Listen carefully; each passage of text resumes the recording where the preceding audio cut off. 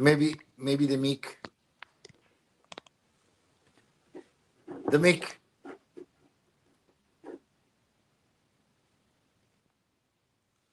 Can you hear me, Adam?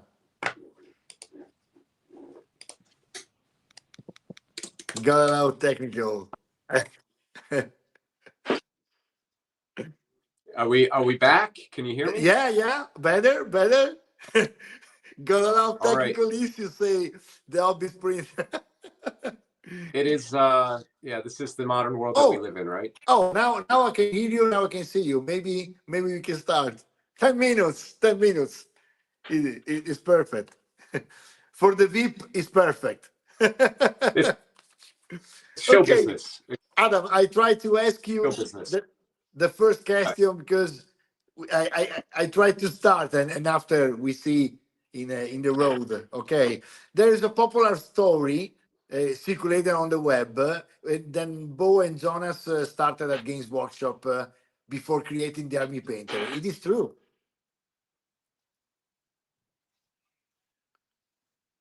You can hear me. Okay. Can you hear me? No. Oggi ci odia la connessione. Okay. Both had Can worked you at hear me? Games Can you hear me, Workshop. Adam? Tell if everybody. Okay. Because sometimes you go out, but you freeze, but a little bit better off before. We can hear you. You can hear me. Okay, Yeah. because your video cuts out. I have the stream open on a different device. I'll keep going. Oh, okay. All right. So yes. And I'm probably going to get it a little bit wrong, but they both had gone to Games Workshop to work. Bo was in sales and marketing. Jonas was in the studio for a bit of time and then in sales. So they did a lot of Northern Europe sales. Okay. There are a couple reasons. I mean, the company went through some struggles, I think, in their late 90s, early aughts, and they were no longer working for the company. Michael, our chief sales officer, spent time there. One of our project managers, who was a former CEO of the company, Lena, she used to work at Boatman's Bar. So we do have some connections at Games Workshop. My current boss, Ian, spent 24 years working there. We've got Jonathan Oliver, a couple others that have worked there. They are the biggest company in our industry. So it's inevitable that as you grow as a company, you're probably going to attract some people that have went, and after his time at Games Workshop, he went and started a game store called The Fanatic Games in Army, and Bo and Jonas partnered together.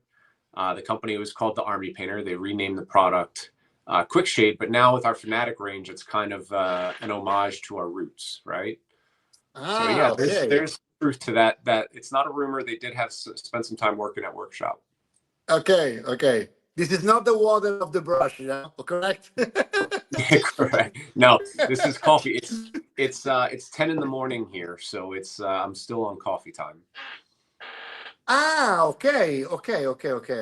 But we have some in Denmark. You have. I go to Denmark. I do go to Denmark quite a bit, but I'm based in the United States. I was the first American employee, and now I believe we have. Okay. Got about 7 or 8 American employees at the moment now. Yeah. I think it's 6 hours or 9 hours if you go in on the California, and 6 hours if you go in on New York.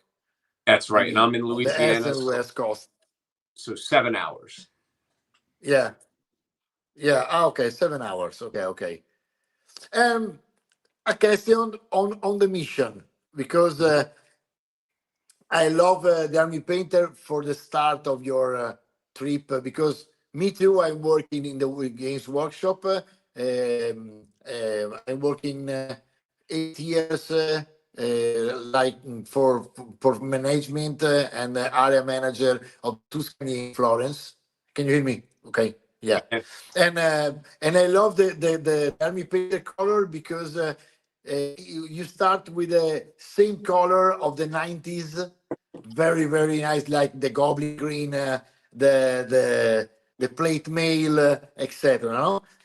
And when I start the vlog here in Venice, I call you. You trust in me when I have no more of 500 people in. If you remember, 3 years ago, 3 years ago. Now I my on my back I have maybe all of the Army Painter series, Love to and see it. I'm Love to very see it. very proud to work with you. Well, it's Well, I have. I show you. Here we have the new table. This is oh wow. uh, this is a modular table for Hero Quest, and from the 1st June we start the I start the new formats in episode of Hero Quest Cafe. It's like a talk show with an interview, and when you are the interview, you have to play to Hero Quest, and all of that is colored with the Army Painter colors, and only some contrast paint with the speed paint, no more. But everything with the Army Painter. Love it. Okay, and this is because I'm with you always, and I love your mentality, because you are the one. No, the one. No, some people it's the same, but you have this free mentality. You don't need to have the, I don't know in English the name, but the exclusive. Okay, you don't ask exclusive. I have maybe the exclusive here because I use around only Army Painter, but only because I love it. And now I have to ask you if No, that's you have some different I think from that's the more fanatic. You valuable, can hear me. right? It's You can more hear me. valuable for you to love it. Yeah, I yeah, can. yeah. What was the original mission of the behind the Army Painter when you started? You have a mission, So, a vision. I've been with the company for 7 years, and I've been here for a big part of our biggest expansions as a business, which has been a lot of fun. But Okay. the company's roots are in gaming, and we joke often, we say often that we're a game company that doesn't have a game. So if you look at the status of the paint and accessories industry for tabletop gaming, there was basically Citadel, Reaper, that made paints for gaming. But then you had Viejo and a couple others, but those were scale and those were historical paint ranges. So we Yeah. found an opportunity, we believe, to go and be kind of the first dedicated paint and accessory brand for gaming. And the way that we got in, Bo and Jonas have played in hundreds, if not thousands, of tournaments. Big time fantasy players back in the day, 40K players now. So they were trying to find ways to make better looking armies and to make painting easier, to make that side of the hobby more accessible to many people. I think in Bo's mind, actually, I know because I've heard him say it, it was a great idea to help people paint miniatures. Mm-hmm. Was that they had all this gray plastic. So if you could develop a concept that made it quick, simple, easy, and fun, you're going to get more armies painted. You're going to have better looking armies on the tables, and game stores are going to sell more miniatures. That was kind of the thought process initially. Now, obviously, it's evolved. We are a different company today than we were. It'll be 18 years this fall. So in the 7-8 years I've been with the company, we've now grown to make products that are a part of any stage of your hobby journey. So whether you're an army painter who's coming in, you want to paint armies fast, easy, quickly, get great tabletop top results, we still make products for you. That's our core. We also tend to make new, gamers to the hobby and painters to the hobby. And due to the work that, Thomas and we have been doing with the quality, the materials, the performance and characteristics of our paints, we also have a paint that when you're a beginner, gamer, novice, whatever it might be, if you progress in your hobby journey and you want to do showcase painting like Sam Lens, if you want to do, showcase, that's the wrong word for it, competition painting, showcase painting, but miniature art.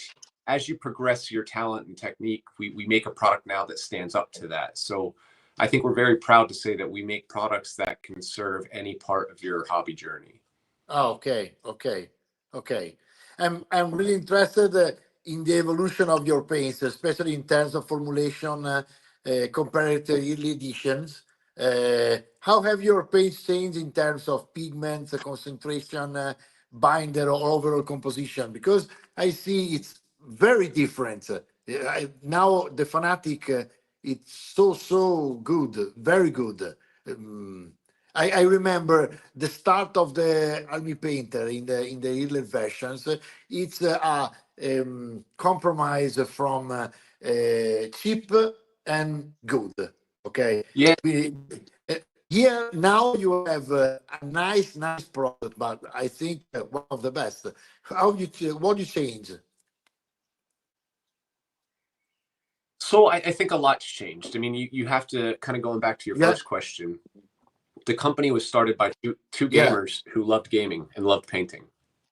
And when they decided to grow the company and grow into making paints,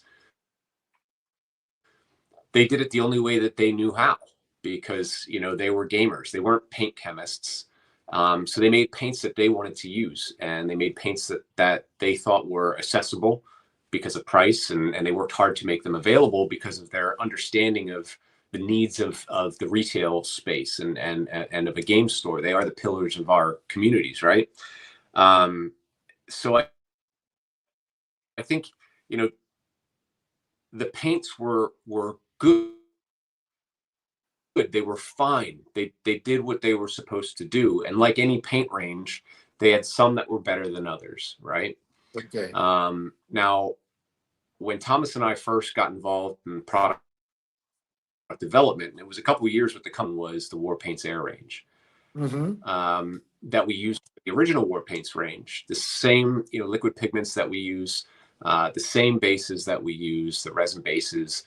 However, we had to thin it and make it airbrush ready. So by modifying the formulation, we came up with what I still believe is one of the best paint ranges in the War Paints Air range, and it achieved everything we wanted it to do. It's easy to use right from the bottle. It's truly airbrush ready. One of the big struggles I had, getting into airbrush was how much do you thin your paint? And then buying airbrush paints from other brands at that time, they still required more thinning, and some of them to this day do. With ours, we wanted to make sure that it was easy to use right from the bottle, because one of the big barriers to airbrushing is how much do you thin your paints. The next step was the triads and replicating the way we use paints through the airbrush. A lot of beginners in airbrushing, they just think that you add white to highlight up. But if you do that with red, you're just going to get pink, and you might not want pink, right? Maybe you do. So we took the two, I think, biggest hurdles and obstacles and covered that in the formulation, covered that in the triads, but also, Thomas and I are experienced airbrushers, and we want experienced airbrushers to also like our products. So when Caleb, who now works for us, Caleb Wissenbeck of CK Studios, when he was teaching lessons and he got to try the paints and fell in love with them, like that was a huge win for me, because he's somebody I learned to airbrush from. And he's an airbrushing icon. So that proved that there was a performance lean to the products as well. And that, I think for us, it made us realize that you could be accessible, you can be user-friendly, but you can also make products that have the performance benefits that the best painters in the world want. And you see that with the speed paint evolution, and you see that with War Paints Fanatic today. So War Paints Fanatic, just talking, acrylic to acrylic, from War Paints Air, the War Paints original, to Fanatic, we still use the same materials. We've just fine-tuned it. We've made them more consistent. They perform, I talked about, you have winners and losers in every range. That margin across the 216 paints in the Fanatic range is much closer. They all perform very, very similar. They have similar characteristics, similar coverage benefits. And once again, we made it user-friendly because it covers very well and it's developed in the triad, the flexible triad concept. But at the same time, it does feature 300 to 700% more pigment than the original range. And then compared to our competition and the other paints that we've tested and reviewed when we were developing it, it is a very highly pigmented paint. And some of what Thomas and I learned in developing the Air range, we're able to apply it to Fanatic, because when you take a high coverage base and then put a lot of pigment in it, you don't have the easiest to use paint. It's clumpy, it's messy, it's almost like artist acrylics coming out of the tube. So Thomas, he kind of cracked the code when he developed with the lab our state paint so great. It's what makes it so consistent across the board. It's what makes the brush feel so nice about it. And I think with Fanatic, it just covers all of the bases really well. It's a paint that you could dry brush with if you want to dry brush with it. You could thin it to extreme levels with the retarder and the pigmentless stabilizer that range. I believe that Fanatic actually made me, and I'm a pretty accomplished painter, nothing to the likes of Roman Lapat and Sam Lenz, but as an army painter, I'm pretty accomplished, and I feel like my painting has gotten better by using Fanatic, just because you don't have to fight the paint. It's more intuitive and it works with you. But to answer your question very simply, it's not that we're using different materials. We're learning how to use the materials at our disposal better. And I think that because we were able to kind of take a good hard look at ourselves in the mirror and say, where can we improve? And we were honest with ourselves, we were able to do this, which I think is unique. And I think that kind of goes back to not just how we develop products, but the culture of the company, because we are always going to produce the best possible product that we can with the materials and technologies available. That's always going to be a part of what we do. But then the struggle becomes, how do we make it also easy to use, affordable, accessible? How do we replicate this to serve the thousands of retailers, online customers that we have? All of that's great. The worst thing that you back it up. And I think we've done a good job. Yeah, I can't hear you. I think the most important of all of that, it's I think you are the only company he can hear very, very, very well the feedback of the peoples, because I see in everything of the new Fanatic, I see every feedback you have in the past, because I see the new pigment, I see the ball, the micro ball, and maybe he don't need the micro ball, but you put inside too, because the people ask always, please, and I see everything in the new wet palette, more big, more for with a palette for the speed paint, and I'm very happy about that, because you are, I think, the only company he can, or maybe the only company he reply in that in 360 grade, okay, to reply at the feedback of the community, and this is very nice, very nice. And have there been specific challenge of breakouts in development? So Of you have to your think about our your lines, community, speed paints or wall Francesco. paints? Yeah, you can you hear me? Sorry, 1 second, because Sorry. I lost. There's a bit of a lag. I think that's the struggle. I was just saying that Okay, our for community is the filled connection, with. or can you hear me I can. better? I think there's just a little bit of a Oh, lag. Yeah. Because in the States, maybe we have the ocean in the middle. That's right. That's right. So I just wanted to say, we have a very passionate customer base. Yeah, We're in a hobby space where people dedicate their time, their money, um, to this hobby outside of their work, right? And outside of their everyday life. So much so that the hobby becomes a big part of their life. And that means our customers are smart, right? Our customers know what they're talking about because they're just as into it as we are. I think if it would be the dream of most of our customers out there and the people that participate in this hobby to make their own game, to make their own miniatures, to make their own paints, yeah, because the knowledge is there. They get it. So it's a mistake, in our opinion, to speak at our customers, and instead we speak to them and we listen to them because there's great feedback there.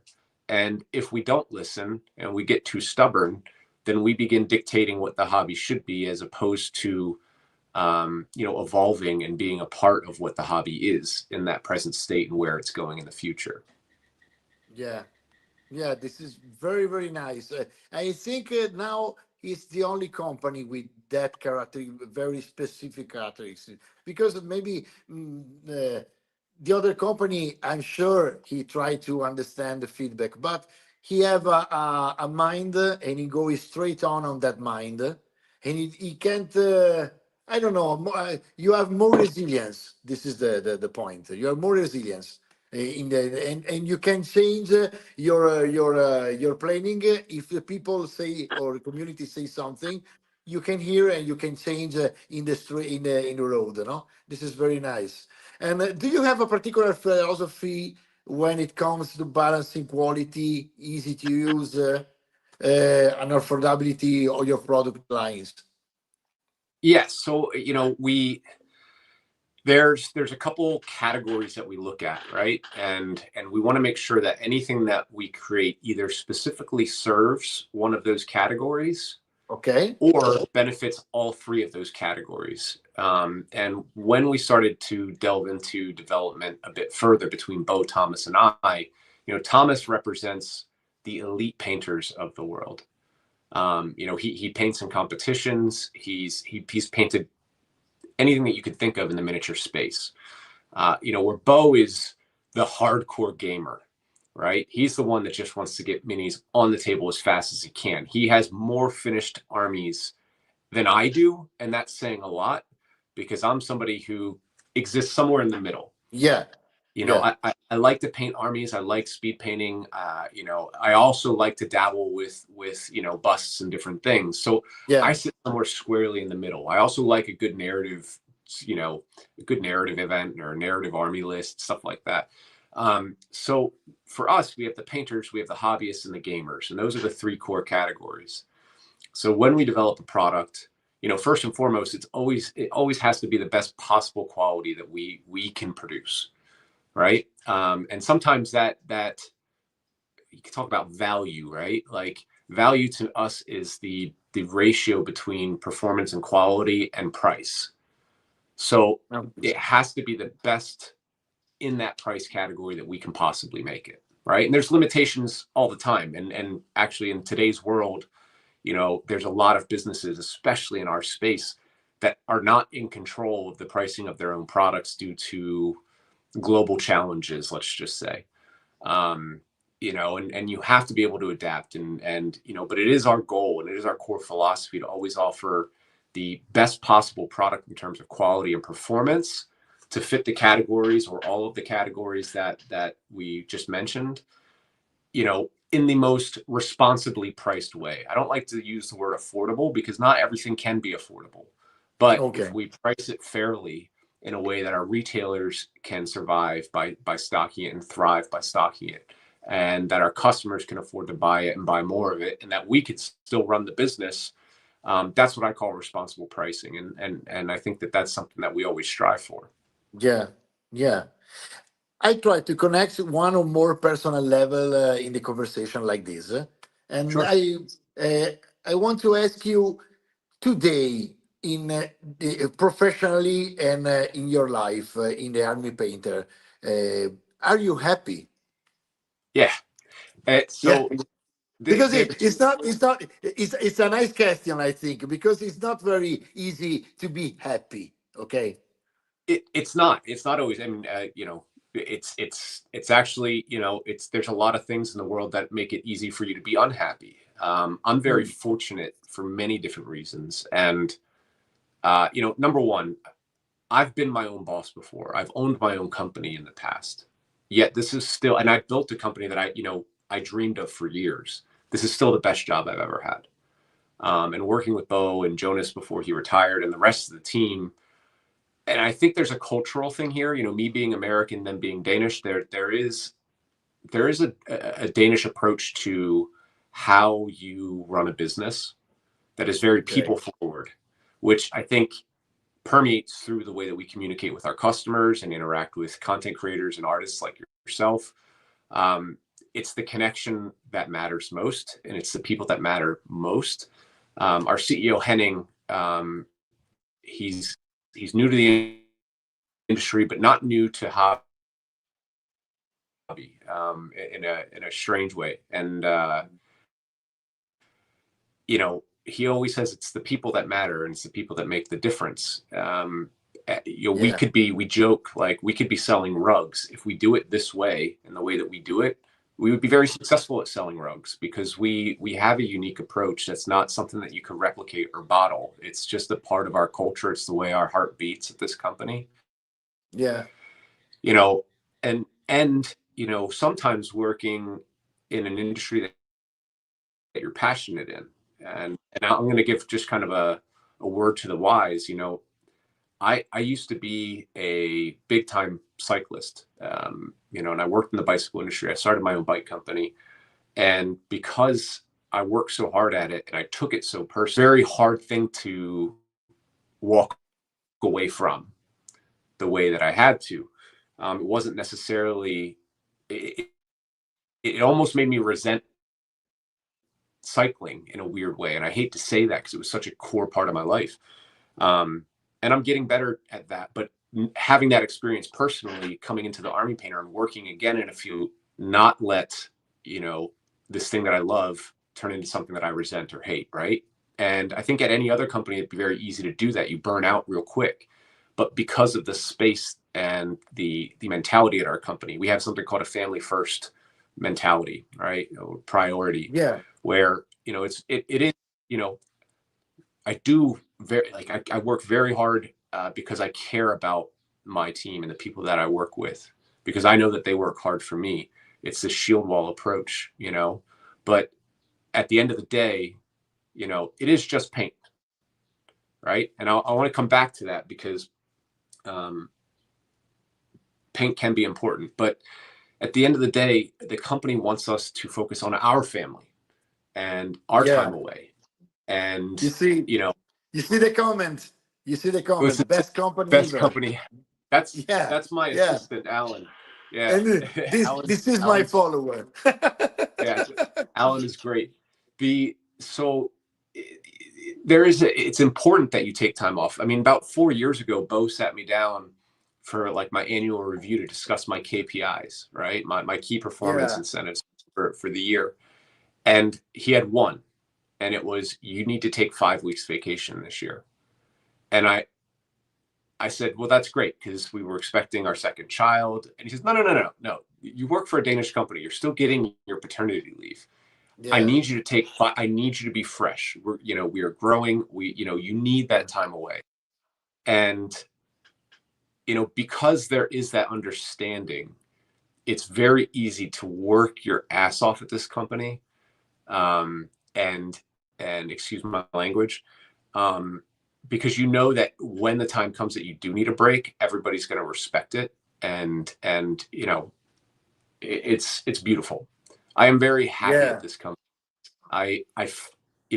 I'm invested in this because I care about it. I care about what we've built. I care about the customers that we serve. I have the best job in the world, genuinely. It's the greatest. Yeah, from the outside, I can see you I can see the enthusiasm when you do the video, when you do everything. Because I think you see the same in mine 3 years ago when I write you for my planning, and today I have a planning.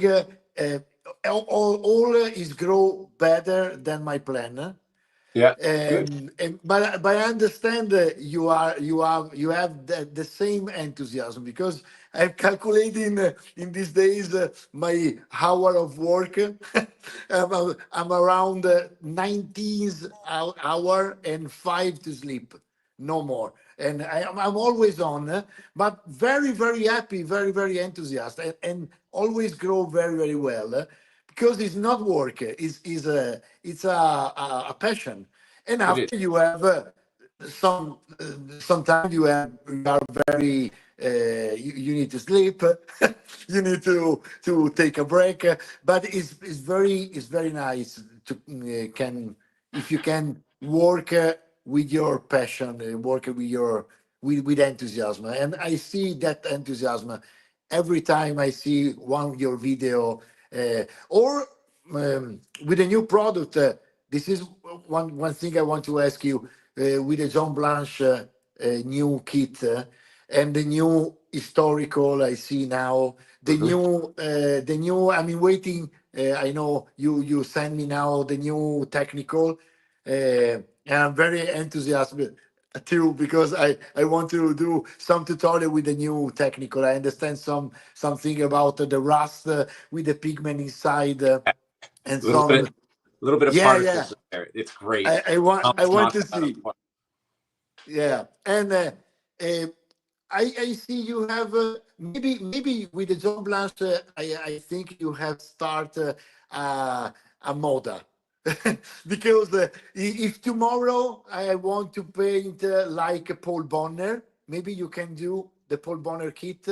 And it's a very nice idea. When I see the first time the John Blanche, I saw, wow, this is a nice idea, because you can do it with everyone, every painter. If you love it, you can do a kit with a. It's very good. Um, can you speak me about that?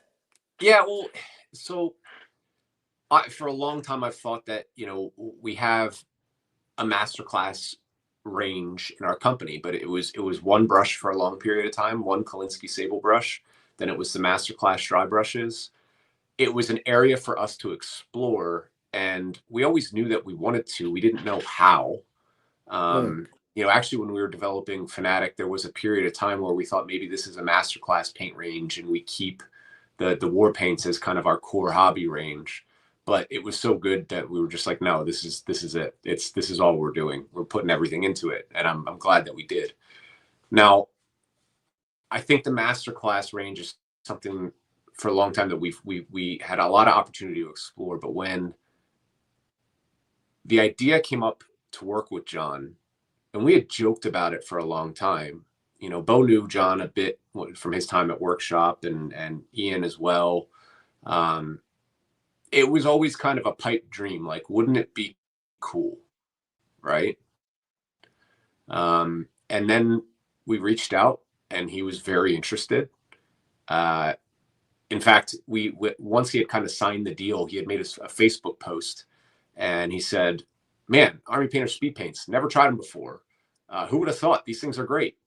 And we're like, "Okay, well, now we got to put speed paints in the set because John likes the speed paints." Yeah. It was too great of an opportunity to pass up, and it was also the perfect fit to introduce the masterclass range. Like, who else, if we're going to Yeah. bring this to market, who else are we going to do this with but the godfather of grimdark, right? Yeah. He is touched. Absolutely. Yeah, so I don't want to say that. We also wanted to be a little bit more restrained with this range, and with masterclass and the artists that we work with. Of course, we have the factory team, and one day I would love to make a paint set with Sam, or even a full factory team paint set where they each contribute to it. But to kind of earn that title, master class is important, and we don't want to be liberal with that. We want to be a bit conservative and really save that for the people that are impactful, important, and meaningful. So there are no plans for other artists indefinitely. You know, we do talk to a lot of people, right? But there's nothing in production yet. But I do think you're right. You have a model here for the future, and it presents a great way to also create assortment and, you know, additions to the range. When you develop a paint range that's 90 to 126 to 216 colors, that's going to be it for a long time. Right? That point is very, very nice. Another point you have, I think you are the only company. When John Blanche, he say you, I need this 2-3 color, you don't have it. You do it. You make it. Absolutely. You made it. It's incredible because now I have more. I read more in the triad. I work always with the triad, and now I know I have the fourth because John Blanche asked the fourth, and you made it. And this is incredible. It's actually John Blanche adds the seventh because the flexible triads are 6 colors. So in many of the cases, it's the 7th color, which is. And this is an incredible colors because it's so green, so dark, you know. It's outside the range of the army painter, and now it's inside because you hear the feedback of John Blanche. I think it's incredible because you can make this with everyone and expands your range with all the idea of all the painter. Like Paul Bonner. I know Paul Bonner because Paul Bonner worked with us here in Italy with Weird Edizioni. Weird is very, very nice from 35 years company. He localized in Italian every role-playing games in the world, like Free League, etc., etc. No? Or Pathfinder of Dungeons and Dragons, etc., etc.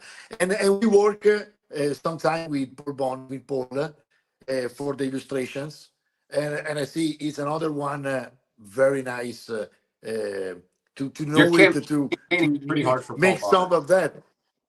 When I see John Blanche the first time, I see wow, because and John Blanche, you normally it's correlated to Games Workshop, no? And you don't mind John Blanche outside Games Workshop, and now you when you saw John Blanche, you think at the green dark, no more Games Workshop. It's John Blanche and the green dark techniques, and now you can do it with the fanatics. It's very, very one of the best idea I think in all the world of hobby. I think very nice. It's been an honor to work with him, and I hope that we get to do a bit more with him in the future too. Okay.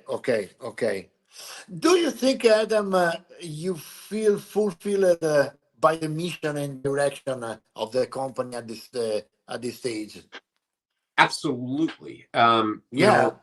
So it's somebody actually asked us at Adepticon 2 years ago. We did basically a summit where people could come in and sit. We had breakfast, and it was Bo, Thomas, and I just answering questions and letting people try the product.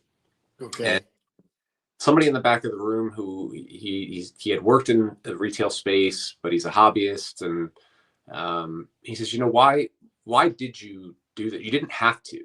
Like, obviously your business is growing. You're selling more war paints than ever before. Yeah. Why did you? And the most simple thing that kind of came to my head was A, because we could, B, because we give a shit, right? And again, excuse my language, but no. Really, really, what it is Thomas and I are, we're a part of this community too, and so are many people at the company. I keep referencing Thomas and I because you see us in a lot of the videos, and we played a big deal in the most recent product development.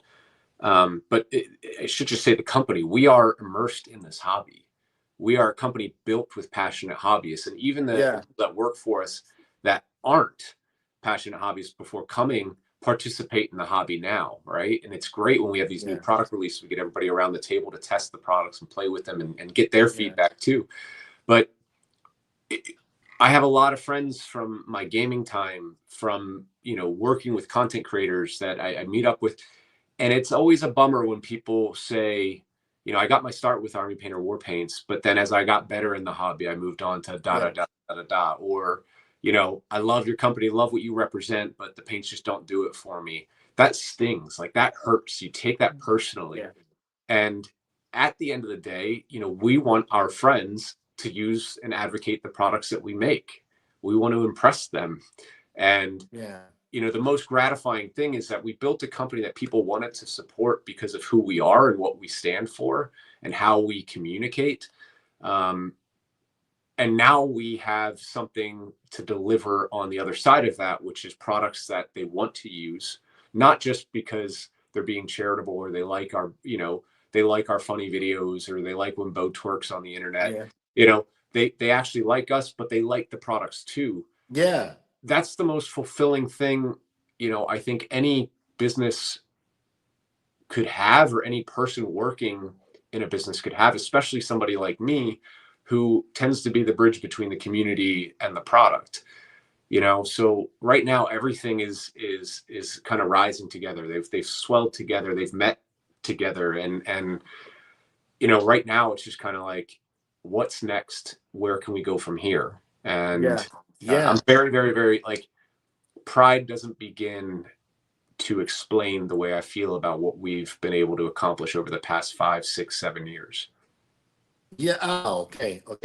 I mean, personally, it's incredible for me the path with you, because I started the vlog with in mind to do some tutorial for the beginners, and I chose the Army Painter because it's cheap and nice for the beginners. We don't say cheap. We don't say cheap. We say affordable. Cheap is cheap is. But is the incredible thing is now I'm grow, but you grow, and we grow together, because now I need a nice product to show to the followers, and I have it always in the Army Painters. It's cheap, but it's so better, very better. The first time I tried the first Fanatics. I say wow on the wet palette. I say wow because it's very different, very different. It's not. I don't understand how you can grow in that direction, but everything you do now is very in the path of growing, because maybe the academy. Before you don't have it, now you have the academy. The academy is incredible because you have all the creators.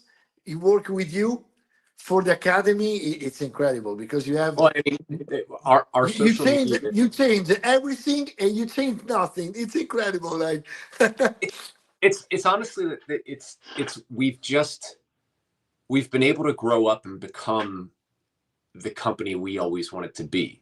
And it's thanks to a ton of hard work.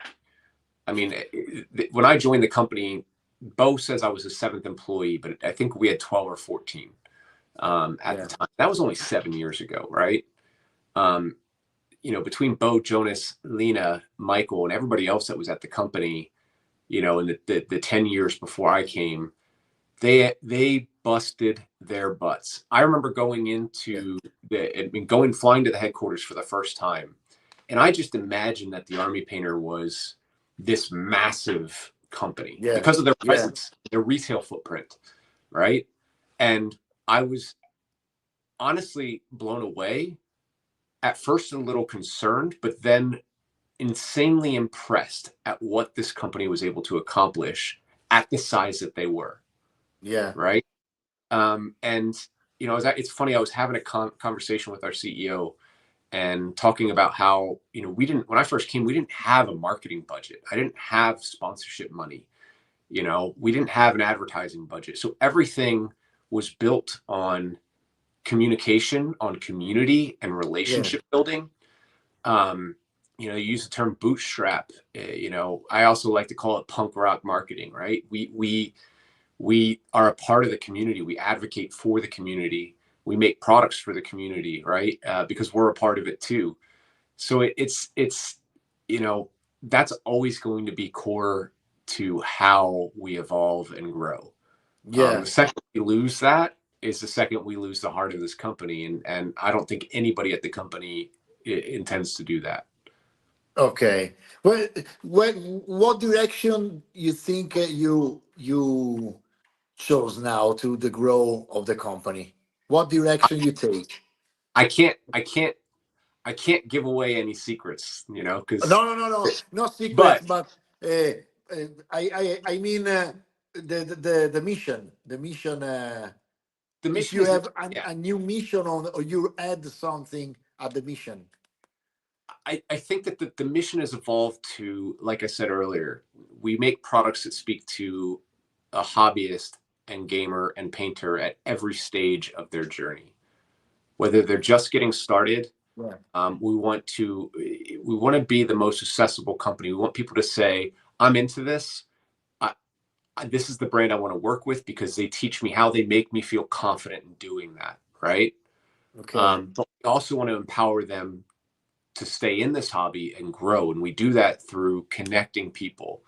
We do that through our community. We do that through the factory team. We do that with the people like you that we work with, the people that educate and entertain the community by having relationships that are transparent, that are honest, that are open, that aren't just transactional, right? Yeah.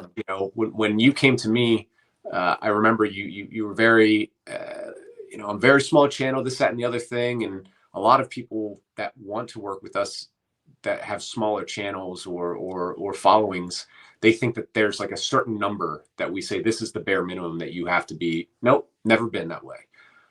Because followers don't necessarily mean success or value to the consumer or the customer. It's the story. It's what they represent. That's what we want to be a part of. So, you mentioned before about like exclusivity. I'd rather people choose to use our products and use them because they like them, than pay somebody to necessarily say something about the products. And that was a big part of the factory team. We wanted to have these people that liked our products to begin with and could use them to do cool things, right? To help them grow what they're already doing. It wasn't to be a shill and go out and say nice things on the internet. You won't find them making a product review telling you do or don't buy this. They give you honest feedback. That's what we want. So I think for us, tying this to what your question was about where we're going to go, I think what you can see us doing is activating on some of the things that we always wanted to activate on, but didn't have the bandwidth, didn't have the capacity or the resources to. I always said that we punched way above our weight class. And what I mean by that is company that like I said, appeared like a giant conglomerate from the outside when it was 7 people 10, 11 years ago. Not even 7, 8 years ago. So, I think we have an underdog spirit, right?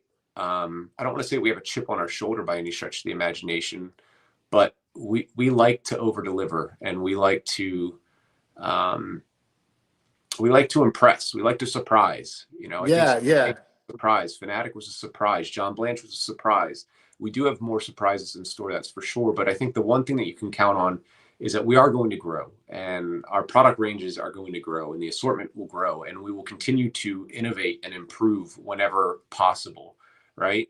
But the one thing that will remain is that it's that community aspect. It's the way we meet our customers at the table, right? Whether that's the gaming table or the hobby table.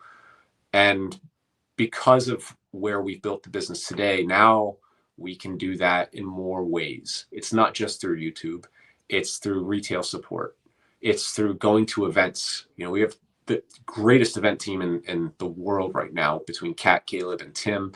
I mean, we're going to be at San Diego Comic-Con for the 2nd year in a row, which is mind-blowing to me, right? I'm getting goosebumps just thinking about it, because when I started here, that was a pipe dream. So I think, you're going to see us involve ourselves more and integrate more in the community in ways that are more impactful, in ways that we couldn't because of the stature of our company in the past. But I also, you know, what I would really, and this is a personal mission of mine, I really want to recruit new people to this space. The demographics of who paints miniatures is not as narrow as it used to be, right? Okay. And Right. and I think the potential for this is, you know, especially with people wanting and urging to get away from a screen. Sorry for everybody listening and anybody that has a YouTube channel, but people want to take a break from it. They want to find something to do that they can touch and feel and see right in front of them. And I don't think that that's exclusive to hobbyists. I think that's something that people adjacent and outside of the hobby can find value in. And I would love to bring more people in, and we can thank, you know, the popularization of nerd culture, of Marvel, Star Wars, you know, D&D, you know, these are cool things now. It's cool to be a nerd to some degree. So we're in a position now as a society and as a business to go out and bring those people in, and not just be a leader in the parts and accessory category, but be a leader in bringing and recruiting new people to this hobby and literally growing it, not just growing in sales, growing the community base. I think this is the best conclusion of the interview. Because like a motivational about, and I'm very proud, very honored to work with you, Adam, and with Army Painter, because I have the same mentality, the same mission. I want to grow with my blog.